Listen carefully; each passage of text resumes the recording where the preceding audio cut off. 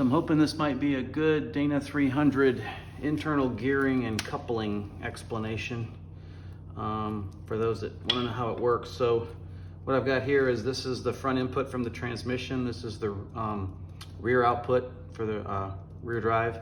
This is the front output for the front drive. This is passenger side drop D300. And then in the middle here you got the idler gear. So here's your shifters.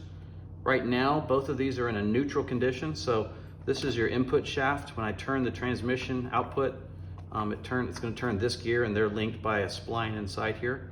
Right now, this is in neutral. So if I turn the input, nothing happens on the rear output shaft. Normally, this is connected together here.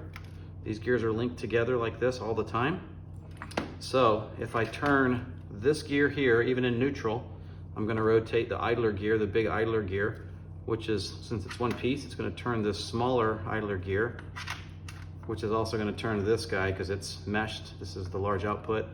And then the front side is also going to have the front output's going to have this guy turning and that guy turning. So if I go too high, the condition for too high is this guy comes forward like that. And then what that does is it couples the transmission input to the rear output now. And when I do that, this input's going to turn this gear, and it's going to mesh to this gear and turn it, but it's in neutral, so it's not driving the front output. And then the small gear across here, it's meshed with this guy here and this guy, but they're both in neutral as well, so they're not going to drive anything. So that's too high. All the gears are spinning, but the only one that's meshed is this front one to the rear output. To go 4 high, I shift this guy across like that.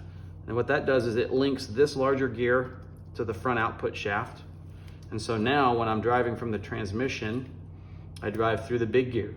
It's linked to the rear output here already, so that's driving the output. It goes little to big, and then big back to little again. These two are the same size, so I get the same ratio output on the front, and then this is now splined to the front output and gives me front drive also. If I want to go rear only, let's say low rear only, I put that guy in neutral. I shift this over into low range, so that's low range. So now what's happening is the transmission drive is here. It drives the big gear, so we go low to big, that gets some multiplication, and then it goes back to a small gear, back to the big gear. Now this big gear is now linked and splined to the output shaft. So this is rear only low range. Front's in neutral right now. And if I want to go 4 low altogether, I'll shift that over. And now what's happening is the front input spins here from the transmission. It goes low to high, and then I go small gear to big gear here. It gives me my 4-to-1 multiplication to the rear. And then it's also driving small to big here to get my 4-to-1 output for the front. And then if I wanted to go front only, low range, I just shift the rear connection back. I think I can get that out like that. So now this is in neutral, right?